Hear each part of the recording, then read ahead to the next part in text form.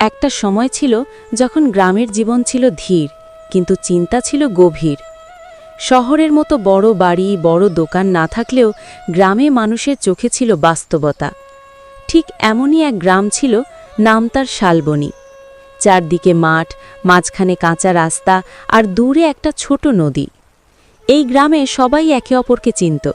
কার ঘরে কত চাল আছে, কে কার কাছে ধার নিয়েছে, সব খবর সবার জানা। এই গ্রামের এক প্রান্তে থাকত এক গরিব পরিবার। বাবা ছিলেন দিনমজুর, মা সংসার সামলাতেন। তাদের একটাই ছেলে ছিল, নাম তার নীলু। নীলু খুব সাধারণ ছেলে, গায়ে মলিন জামা, পায়ে ধুলো। সে স্কুলে যেত ঠিকই, কিন্তু সবাই তাকে খুব বেশি গুরুত্ব দিত না। কারণ সে খুব চুপচাপ ছিল, খেলাধুলায় খুব আগ্রহ দেখাত না, ঝগড়ায় জড়াত না, আবার বড় কথা বলেও বেড়াত না। গ্রামের লোকেরা বলতো, ছেলেটা ভালো, কিন্তু ও একটু বেশি সাদাসিধে। কিন্তু নীলুর চোখ সব সময় চারপাশে থাকত। সে মাঠে কাজ করতে গিয়ে চাষিদের কথা শুনত, নদীর ঘাটে বসে মাঝিদের আলোচনা শুনত, বাজারে গিয়ে ব্যবসায়ীদের হিসেব দেখত। সে প্রশ্ন করত না, কিন্তু মনে রাখত। এক বছর গ্রামে বড় সমস্যা দেখা দিল। বৃষ্টি ঠিকমতো হলো না, ফসল কম হলো। গ্রামের লোকেরা চিন্তায় পড়ে গেল। যার যা ছিল সে তা আঁকড়ে ধরল। কেউ কাউকে ধার দিতে চাইল না। এমন সময় গ্রামের বড় লোকেরা সিদ্ধান্ত নিল, সব জমির খাজনা একসঙ্গে তুলে জমিদারকে দিতে হবে, না হলে গ্রামে বিপদ আসবে। কিন্তু সমস্যা হলো, অনেক গরিব চাষির কাছে সেই টাকা ছিল না। গ্রামে চাপ বাড়তে লাগল। কারোর ঘরে ঝগড়া, কারোর ঘরে কান্না। নীলু এসব দেখছিল। একদিন সে দেখল, কিছু লোক গোপনে নিজেদের শস্য লুকিয়ে রাখছে। তারা ভাবছে পরে বেশি দামে বিক্রি করবে, কিন্তু এতে গ্রামের অন্য লোকেরা আরও বিপদে পড়বে। নীলু চুপ করে রইল।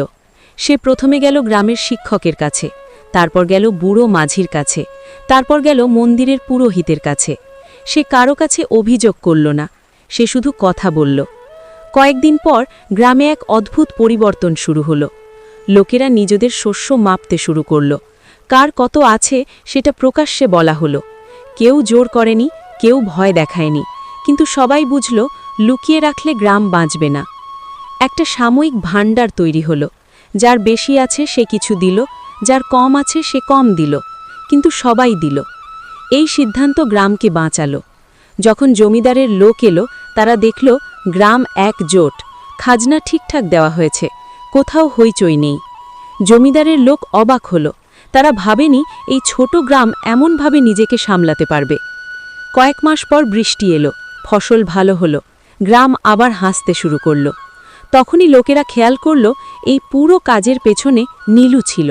সে সামনে আসেনি, নাম বলেনি, কিন্তু সঠিক লোকদের সঠিক সময় কথা বলেছিল। গ্রামের প্রবীণরা নীলুকে ডেকে বলল, সে কেন কিছু বলেনি আগে। নীলু খুব সহজভাবে বলল, যদি সে আগে বলতো কেউ শুনত না, মানুষ বিপদে পড়লেই বোঝে। এরপর থেকে গ্রামের লোকেরা নীলুকে আলাদা চোখে দেখতে শুরু করল। সে কোনো নেতা হলো না, কোনো বড় পদও নিল না, কিন্তু যখনই গ্রামে সমস্যা আসত, সবাই তার দিকে তাকাত। নীলু তখনও আগের মতোই থাকত, মাঠে যেত, নদীর ধারে বসত, কথা কম বলত। গ্রাম বুঝে গেল, বুদ্ধিমানে জোরে কথা বলা না, বুদ্ধিমানে সঠিক সময় সঠিক মানুষকে সঠিক কথা বলা।